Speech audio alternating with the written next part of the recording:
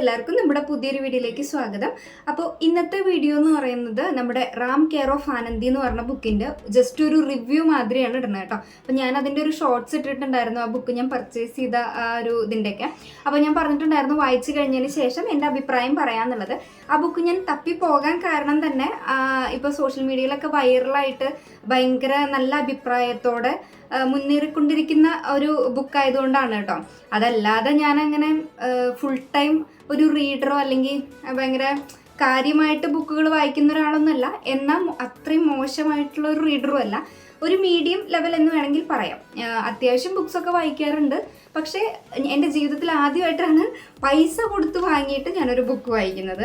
അതല്ലാന്നുണ്ടെങ്കിൽ നമ്മൾ പബ്ലിക് ലൈബ്രറീസിന്നോ അല്ലെങ്കിൽ ഇപ്പോൾ ഫ്രണ്ട്സിൻ്റെ കയ്യിൽ നിന്നോ പിന്നെ കോളേജിൽ പഠിക്കുന്ന സമയത്ത് അവിടുത്തെ ലൈബ്രറിയൊക്കെ യൂസ് ചെയ്ത് അങ്ങനെയൊക്കെയാണ് ഒരുപാട് ബുക്കുകൾ വായിച്ചിട്ടുള്ളത്.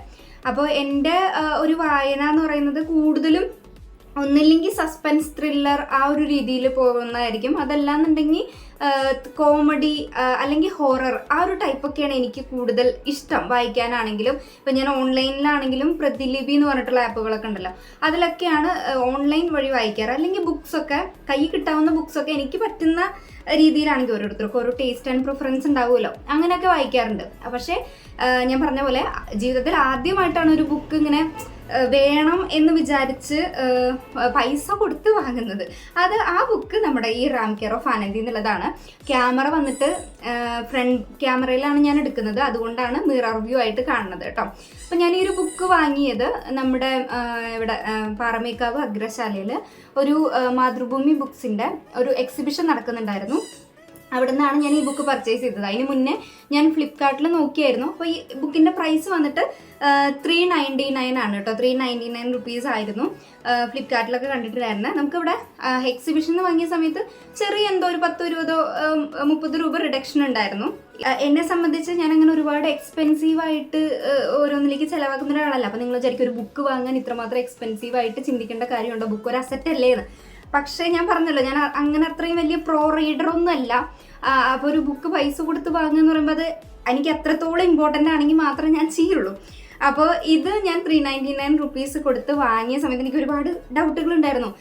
ഇത് ആവശ്യമുണ്ടോ, ഇതിൻ്റെ ആവശ്യമുണ്ടോ, വല്ല പബ്ലിക് ലൈബ്രറീസിലൊക്കെ വരണ സമയത്ത് എടുത്താൽ മതിയോ എന്നൊക്കെ ഭയങ്കര കൺഫ്യൂഷനായിട്ടാണ് ഞാൻ വാങ്ങിയത്. സോഷ്യൽ മീഡിയയിലൊക്കെ നോക്കുന്ന സമയത്ത് ഒരുപാട് റിവ്യൂസ്, ഭയങ്കര പോസിറ്റീവായിട്ടുള്ള റിവ്യൂസും കാര്യങ്ങളൊക്കെ കണ്ടിട്ടുണ്ടായിരുന്നു. ബുക്കിൻ്റെ കാര്യത്തിലോട്ട് വരികയാണെന്നുണ്ടെങ്കിൽ ഇതിൻ്റെ ഒരു കവർ പേജ് തന്നെ നിങ്ങൾ ശ്രദ്ധിച്ചാൽ മനസ്സിലാവും. ഒരു എന്താ പറയുക, ഭയങ്കര അട്രാക്റ്റീവ് ആയിട്ടുള്ള ഒരു തരത്തിലുള്ള ഒരു ഡിസൈനിങ്ങും കാര്യങ്ങളൊക്കെയാണ് വന്നിട്ടുള്ളത്. നമ്മൾക്ക് എവിടെ നിന്നാലും അല്ലെങ്കിൽ എവിടെ ഇപ്പോൾ ഈ ഒരു ബുക്ക് ഇരിക്കുന്നത് കണ്ടാലും പെട്ടെന്നൊന്ന് ജസ്റ്റ് ഒന്ന് തുറന്നു നോക്കാൻ തോന്നുന്ന തരത്തിലുള്ള ഒരു ഡിസൈനിങ് ആണ് എനിക്ക് തോന്നിയത്. അങ്ങനെയാണ് ഇതിൽ മുമ്പിൽ കൊടുത്തിരിക്കുന്ന ഈ ഒരു 5 പേരാണ്, 5 പേര് എന്നല്ല, മെയിനായിട്ട് 5 പേരാണ് ഇതിൽ ഉടനീളം ത്രൂ ഔട്ട് ഈ ഒരു കഥയിൽ മുൻപോട്ട് പോയിക്കൊണ്ടിരിക്കുന്നത്. അപ്പോൾ ഇത് റാം, ആനന്ദി, വെട്രി, രേഷ്മ, പാട്ടി, പിന്നെ മല്ലി എന്ന് പറഞ്ഞിട്ടുള്ള ഒരു ട്രാൻസ്ജെൻഡർ, പിന്നെ ബിനീഷ്, കിരൺ, ഇങ്ങനെ കുറച്ച് പേരാണ്. ഇതിലിപ്പോൾ ആരെങ്കിലും വിട്ടുപോയിട്ടുണ്ടോ എന്ന് എനിക്കറിയില്ല. കൂടുതലും ഈ ഒരു 5 പേരിലൂടെയാണ് കഥ പോകുന്നത്. അപ്പോൾ ഇതിൻ്റെ ഒരു ഇതിവൃത്തം എന്ന് പറഞ്ഞു കഴിഞ്ഞാൽ റാം എന്ന് പറഞ്ഞിട്ടുള്ള നമ്മുടെ മെയിൻ കഥാപാത്രം ചെന്നൈയിലോട്ട് പഠിക്കാനും ചെന്നൈ ബേസ്ഡ് ആയിട്ട് ഒരു സ്റ്റോറി എഴുതാനും വേണ്ടി പോവാണ്. അപ്പോൾ സ്റ്റോറി എഴുതുമ്പോൾ ചെന്നൈയുടെ കുറച്ച് മീൻസ് അവിടെ പോയി ആ എക്സ്പീരിയൻസ് ക്രിയേറ്റ് ചെയ്യുക എന്നുള്ളതായിരുന്നു ആളുടെ ഒരു ലക്ഷ്യം. പോണ സമയത്ത് അവിടെ പോയിട്ട് ആളുടെ ജീവിതത്തിൽ നടക്കുന്ന കാര്യങ്ങളും എല്ലാം കോർത്തിണക്കിക്കൊണ്ടാണ് ഈ കഥ മുന്നോട്ട് പോകുന്നത്. അപ്പോൾ അഖിൽ പി ധർമ്മജ് എന്ന് പറഞ്ഞിട്ടുള്ള റൈറ്റർ വന്നിട്ട് ഇൻ്റർവ്യൂവിൽ പറയുന്നത് ഇത് ആളാണ്, റാം എന്ന് പറയുന്നത് ആളാണ് കേട്ടോ, അഖിൽ പി ധർമ്മജനാണ്. ആളുടെ ലൈഫിൽ സംഭവിച്ചിട്ടുള്ള 50% കാര്യങ്ങൾ, ആൾ ചെന്നൈയിൽ പോയി സംഭവിച്ചിട്ടുള്ള 50% കാര്യങ്ങളും 50% ഭാവനയിലുമാണ് പറഞ്ഞിരിക്കുന്നതെന്നാണ് പറയുന്നത്.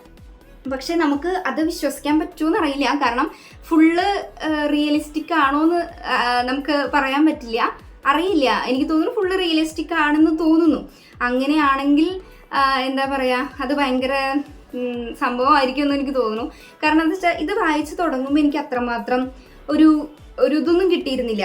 മീൻസ് മനസ്സിലായോ, നമ്മൾ ഒരുപാട് ഭയങ്കര ഹൈപ്പിൽ ഇങ്ങനെ പോയിക്കൊണ്ടിരിക്കുന്ന ബുക്ക് കയ്യിൽ കിട്ടുമ്പോഴുള്ള ആ ഒരു എഫക്റ്റ് ഒന്നും എനിക്ക് വായിച്ച് തുടങ്ങിയ സമയത്തൊന്നുമില്ല. നമ്മൾ നോർമൽ ഒരു നോവൽ വായിക്കുമ്പോൾ എങ്ങനെ ഉണ്ടാവും, ആ ഒരു വൈബിൽ തന്നെയാണ് മുന്നോട്ട് പോകുന്നത്. ഇതിനിപ്പോൾ ഇത്രമാത്രം എന്താണാവോ ഇത്രമാത്രം പറയാനുള്ളത് എന്നുള്ളൊരു ലെവലിലാണ് മുന്നോട്ട് പോകുന്നത്. പിന്നെ എൻ്റെ ഒരു ഇതെങ്ങനെയാണെന്ന് വെച്ച് കഴിഞ്ഞാൽ എന്ത് ബുക്ക് കിട്ടിയാലും ഞാൻ ഫസ്റ്റ് വായിക്കുക ഈ ബാക്കിലത്തെ ഈ ലാസ്റ്റ് പേജുകളാണ് വായിക്കുക. പക്ഷേ ഈ ബുക്ക് മാത്രം ഞാൻ ലാസ്റ്റ് നിന്നല്ല വായിച്ചേട്ടോ, ഫസ്റ്റ് തന്നെയാണ് വായിച്ചത്. വേറെ ഏത് ബുക്കാണെങ്കിലും ഞാൻ ലാസ്റ്റ് എന്ന് പറഞ്ഞാൽ ലാസ്റ്റ് നിന്ന് ഒരു 2 പേജെങ്കിലും അറ്റ്ലീസ്റ്റ് വായിക്കും. അതായത് ക്ലൈമാക്സ് ഫസ്റ്റ് അറിഞ്ഞില്ലെങ്കിൽ ഒരു സമാധാനം ഇല്ല എന്ന് പറഞ്ഞ മാതിരി എൻ്റെ ഈ ഒരു വികൃതമായ എന്താ പറയുക സ്വഭാവം വേറെ ആർക്കെങ്കിലും ഉണ്ടോ എനിക്കറിയില്ല. അപ്പോൾ ഈ ബുക്കിൻ്റെ പക്ഷേ ഞാൻ അങ്ങനെ വായിച്ചില്ല. അപ്പോൾ തുടക്കത്തിൽ നിന്ന് നമ്മളൊരു പകുതി വരെ എത്തണ വരെയും എനിക്ക് പ്രത്യേകിച്ച് ഒന്നും തോന്നിയിട്ടില്ല കേട്ടോ. ഇത് വാങ്ങിയതല്ലേ എന്ന് പറഞ്ഞ് വായിക്കാം, പിന്നെ എന്തായാലും റിവ്യൂ ചെയ്യാം, അത്ര തന്നെ ഞാൻ പ്രതീക്ഷിച്ചിട്ടുണ്ടായിരുന്നുള്ളൂ. അങ്ങനെ നമ്മൾ അവരുടെ കൂടെ സഞ്ചരിച്ച് ഒരു പകുതി വരെയൊക്കെ എത്തുമ്പോൾ ഒരുപാട് ചിരിക്കാനുണ്ട്. അതുപോലെ ഒരുപാട് നമ്മൾക്ക് എന്താ പറയുക വിഷമം നൽകുന്ന കുറച്ച് കാര്യങ്ങളുണ്ട്. അതുപോലെ തന്നെ കുറച്ചൊക്കെ നമുക്ക് തിരിച്ചറിവുകൾ. ഇപ്പം ഞാൻ പറഞ്ഞു ഇതിൽ മല്ലി എന്ന് പറഞ്ഞിട്ടുള്ള ഒരു ട്രാൻസ്ജെൻഡർ ഉണ്ട് എന്നുള്ളത്.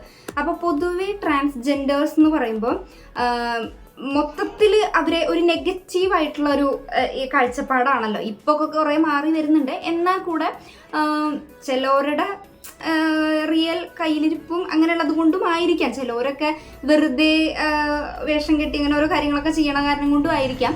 പക്ഷെ ഇതിൽ പറയുന്ന ആ ഒരു ക്യാരക്ടറിൻ്റെ ജീവിതവും കാര്യങ്ങളൊക്കെ അതിൽ പറയുന്നുണ്ട്, മല്ലി എന്ന് പറഞ്ഞിട്ട്. എനിക്ക് തോന്നുന്നു അതൊക്കെ റിയൽ ആയിട്ടുള്ളതായിരിക്കും. അത് റിയൽ ആയിട്ടുള്ളതാണെങ്കിൽ അവരനുഭവിക്കുന്ന കഷ്ടപ്പാടുകൾ ശരിക്കും പറഞ്ഞു വെച്ചാൽ നമ്മൾക്ക് മനസ്സിലാവണില്ല. നമ്മൾ അവരെ എപ്പോഴും ഒരു മനുഷ്യനായിട്ട് പോലും കൺസിഡർ ചെയ്യണില്ല എന്ന് വേണമെങ്കിൽ പറയാം, അങ്ങനെയാണെങ്കിൽ. അപ്പോൾ ആ സമയത്തൊക്കെ നമുക്ക് നമ്മളോട് തന്നെ ഒരു മീൻസ് ഒരു പുച്ഛമൊക്കെ തോന്നുന്ന മീൻസ് എനിക്ക് റെസ്പെക്റ്റ് ഇല്ല എന്നൊന്നും ഞാൻ പറയുന്നില്ല. പക്ഷെ ചിലരുടെയെങ്കിലും പ്രവൃത്തികൾ മൂലം നമുക്ക് മൊത്തത്തിൽ എല്ലാവരെയും അടച്ചാക്ഷേപിക്കാൻ വേണ്ടി പറ്റില്ല എന്നുള്ളത് ഈ ഒരു കഥയിൽ നിന്ന്, ഈ ഒരു കഥാപാത്രത്തിൽ നിന്നാണ് മനസ്സിലായത്. ഓക്കെ, അങ്ങനെ കുറച്ച് നമുക്ക് ബോധോദയങ്ങളൊക്കെ ഇതിൻ്റെ ഇടയിൽ കൂടെ വരും. അതുമാത്രമല്ല ഇത് ഷോർട്ടായിട്ട് പറയുകയാണെങ്കിൽ കുറച്ച് നഷ്ടപ്രണയങ്ങളുടെയും കൂടെ ഒരു കഥയാണ്. ഞാൻ ഇങ്ങനെയൊക്കെ പറഞ്ഞു കഴിഞ്ഞാൽ ഇതിൻ്റെ ഒരു എന്താ പറയുക സസ്പെൻസ് പൊളിയൊന്നുമില്ല കേട്ടോ. നിങ്ങളിത് വായിച്ചാൽ തന്നെ മനസ്സിലാവുള്ളൂ. അല്ലാതെ ഞാൻ അവിടെ എവിടെയും തൊടാതെ ഇങ്ങനെയൊന്നും പറഞ്ഞുകൊണ്ടൊന്നും സംഭവിക്കില്ലല്ലോ. പിന്നെ ഇത്രയൊക്കെ കഴിഞ്ഞു. ഇപ്പോൾ ബുക്കിൻ്റെ കാര്യങ്ങളൊക്കെ പറഞ്ഞു. അപ്പോൾ ടോട്ടൽ എനിക്ക് പറയുകയാണെങ്കിൽ ഇനി ഈ ബുക്ക് ഉണ്ടല്ലോ ഞാൻ കൈകൊണ്ട് തൊടില്ല. അത് വേറൊന്നും കൊണ്ടല്ല, എനിക്ക് മതിയായി. മീൻസ് ചില ബുക്കുകൾ നമുക്ക് വീണ്ടും വീണ്ടും വായിക്കാൻ തോന്നും അല്ലേ. പക്ഷേ ഈ ബുക്ക് എനിക്ക് എന്തായാലും ഇനി വായിക്കാൻ തോന്നില്ല. അത് വേറൊന്നും കൊണ്ടല്ല, എന്നെ കരയിപ്പിക്കുന്ന ഒരുപാട് കാര്യങ്ങൾ ഇതിലുള്ളത് കൊണ്ടാണ്. അത് ഫസ്റ്റിലൊന്നും എനിക്ക് മനസ്സിലായില്ല ഈ ബുക്ക് ഇപ്പം എന്താ ഇതെന്താ സംഭവം എന്നുള്ളൊരു ലെവലായിരുന്നു.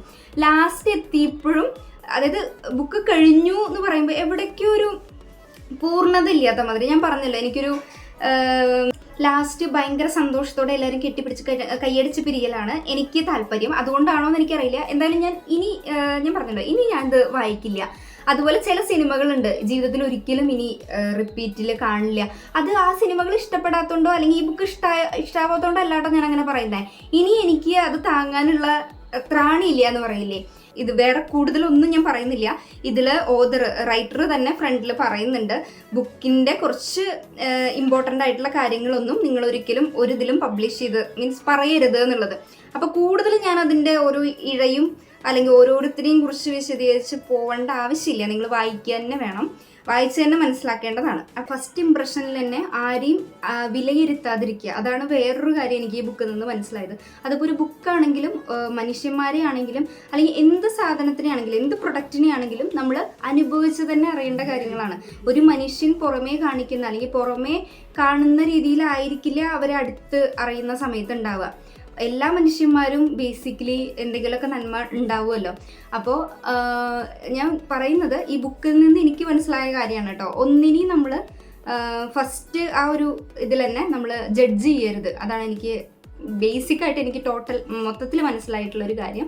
പിന്നെ ഞാൻ വളരെ ആത്മാർത്ഥമായി ആഗ്രഹിക്കുന്ന കാര്യം ഇതിൻ്റെ ഒരു സെക്കൻഡ് പാർട്ട് വേണമെന്നാണ്. അതിന് പല റീസൺസ് ഉണ്ട്. അത് നിങ്ങൾക്ക് ഈ ബുക്ക് വായിക്കുമ്പോൾ മനസ്സിലാവും. അതിൻ്റെ സസ്പെൻസ് ഒന്നും ഞാൻ എന്തായാലും ഇവിടെ പറയുന്നില്ല. അപ്പോൾ അതിൻ്റെ ഒരു സെക്കൻഡ് പാർട്ട് ബുക്ക് വായിച്ച എല്ലാവർക്കും തോന്നിയൊരു വികാരമായിരിക്കാം അത്. അപ്പോൾ ഇത്രയേ ഉള്ളൂ എൻ്റെ എന്താ പറയുക റിവ്യൂ എന്ന് പറഞ്ഞിട്ട് നിങ്ങൾ വായിച്ച് തന്നെ അറിയാം. അത്രയേ ഉള്ളൂ. ചെന്നൈ ഉങ്ങളെ അൻപുടൻ വരവേർക്കുന്നത്.